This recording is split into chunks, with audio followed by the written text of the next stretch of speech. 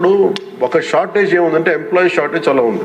Employment చాలా మంది ఒక ఎంప్లాయ్మెంట్ ఇంత కావాలంటే దాంట్లో దాదాపు ఒక 2/3 లేదు. అధ్యక్ష వాళ్ళు ఉన్న డిమాండ్కి పెరుగుతున్న గ్రోత్కి దాని తగ్గ మానిటరింగ్ చేయడానికి లేరు మనుషులు.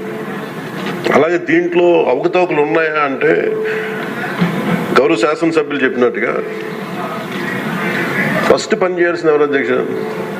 అర్బన్ బాడీస్ పనిచేయాలి, మున్సిపాలిటీస్ పనిచేయాలి. Everything you cannot completely directly correlate with pollution control board. అలాగే వారిది నేను ఒక ఆయన సరిదిద్దుకోవాలో లేదంటే నాకు తెలియదు, కానీ ఒక మాట అయితే చెప్పదలుచుకున్నాను. ఇది అందుబాటులో ఉండరు, ఇవన్నీ తప్పు. రాగానే గౌరవ మనకి చైర్మన్ గారికి కూడా చెప్పాను, first pollution control board open చేయమని. అదొక వాస్తవం ఏంటంటే పొల్యూషన్ కంట్రోల్ బోర్డు సామాన్య మనిషికి సంబంధం ఓన్లీ ఇండస్ట్రియల్ కనెక్టెడ్ అనుకుంటాను. ఇది ఫస్ట్ టైం కృష్ణయ్య గారు వచ్చాక వారికి తెలియజేసిన హీ హ్యాస్ ఓపెన్ ఇట్. ఎవరైనా సరే ఎనీ ఆఫీస్కి వెళ్ళిపోయి మీరు పొల్యూషన్ కంట్రోల్ బోర్డు ఆఫీస్కి వెళ్తే మీకు అది ఓపెన్గా ఉంటుంది. దానికి నేను బాధ్యత తీసుకున్న తర్వాత మొట్టమొదటి చేసినది అధ్యక్షుడు. కాకపోతే దీని మీద అవగాహన కల్పించాలి, అసలు వెళ్తే కొంత సమాధానం. ఎందుకంటే first of all there is extensive employment shortage ఉంది, దానికి అదొక మేజర్ సమస్య. అలాగే వారు లేవనెత్తింది ఇంకొకటి రామ్కి సంస్థ మీద. వారికి షోకాస్ నోటీస్ ఇష్యూ చేయడం జరిగింది, యాక్షన్ తీసుకోవడం జరిగింది. అలాగే చాలా వ్యర్థాలు వదిలేస్తున్నారు ఇవన్నీ. అంటే ఒక ప్రాబ్లం ఏముందంటే ఏదన్నా సరే స్ట్రిక్ట్ యాక్షన్ తీసుకోవాలి అంటే ఎన్ని ఇండస్ట్రీస్ మూతపడిపోతే మనకు తెలియదు అధ్యక్ష. ఇప్పుడు మీకు ఇందాక నేను ఎందుకు ప్రస్తావించానంటే ఉదాహరణకి ఫ్లెక్సీస్. ఇప్పుడు ఫ్లెక్సీలని వెంటనే మనందరికీ తెలుసు, flexi is micro level distribute అయిపోయి భూమిలోకి ఇంకిపోతున్నాయి, నీళ్ళలోకి వెళ్ళిపోతున్నాయి, గాల్లో కలిసిపోతున్నాయి, ఆ తిరిగి తల్లి గర్భంలోకి వెళ్ళిపోతుంది, ఇవన్నీ తెలుసు. కానీ ఏదైనా వెంటనే బ్యాన్ చేద్దామంటే it has become an employment source for many people.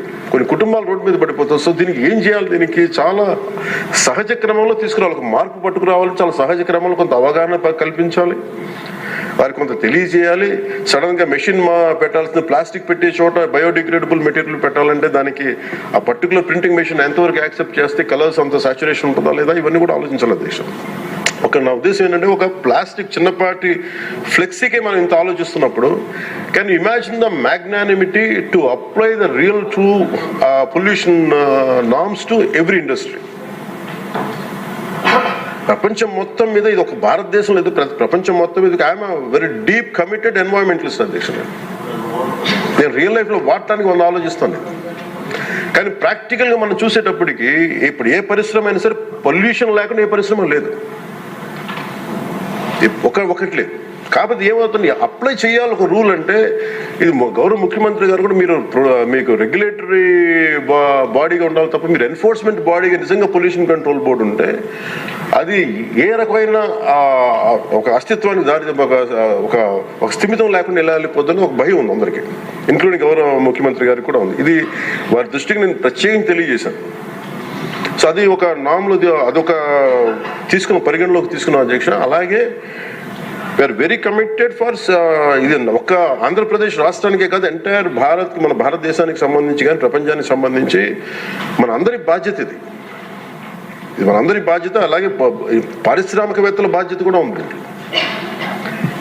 కొన్నిసార్లు నదుల్లో కాలుష్యాలు వదిలేస్తానంటారు, జరుగుతూ ఉన్నాయి కొన్ని చోట్ల. ఉదాహరణకి మనకి డెల్టా పేపర్ మిల్సే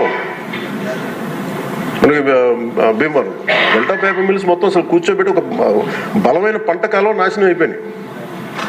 అది మీ దృష్టిలో ఉంటుంది, మీకు తెలుసా? కానీ ఇప్పుడు తీసేద్దామంటే ఇప్పుడు దీన్ని ఎలా శిక్షిస్తారు దీన్ని చెప్పండి. దీనికి కొంత ఒక విస్తృత నేను ఒక వేగ్గా అడగలేదు అధ్యక్ష. నేను ఎందుకు ఒక రోజు ప్రత్యేకించి దీని మీద మీరు చర్చ పెట్టాలి ఎందుకన్నానంటే ఇలాంటి గౌరవ సభ్యులు లేవనెత్తింది దాన్ని ఖచ్చితంగా పరిశీలించాల్సిన అంశం. కానీ మీరు intention should be Nobel and pure. మీరు ఇంటెన్షన్ డోంట్ టార్గెట్ ఓన్లీ ఈ అయోధ్య రామ్కి ఏముందంటే ఒక పరిశ్రమ చేస్తే మళ్ళీ గత ప్రభుత్వంలో అయిపోతాం. ముఖ్యమంత్రి గారి ఇంటెన్షన్ కూడా అది కాదు. ఇప్పుడు ఈ వేరే పార్టీల నుంచి రూలింగ్ పార్టీలోకి వచ్చారు, వీళ్ళందరినీ తీసుకున్నప్పుడు కంటిన్యూస్ వాళ్ళ సైడ్ తీసుకున్నారో మనకు తెలియదు, కానీ వాళ్ళు గతంలో పనిచేశారు కదా, ఆ ఇంటెన్షన్తో చేస్తే మటుకు అది ఈ ప్రభుత్వానికి అది రైట్ కాదు. అది we are committed for it. At the same time we are here to make sure certain positive changes has to take place. But how do we take it forward? ఇది ఒక విస్తృత స్థాయి చర్చ జరిగితే తప్ప, గౌరవ ముఖ్యమంత్రి గారు కూడా దీని మీద నిర్ణయం తీసుకోవాలంటే గౌరవ సభ్యులందరూ కూడా దీంట్లో పాల్గొని ఈ నిర్ణయం తీసుకుంటే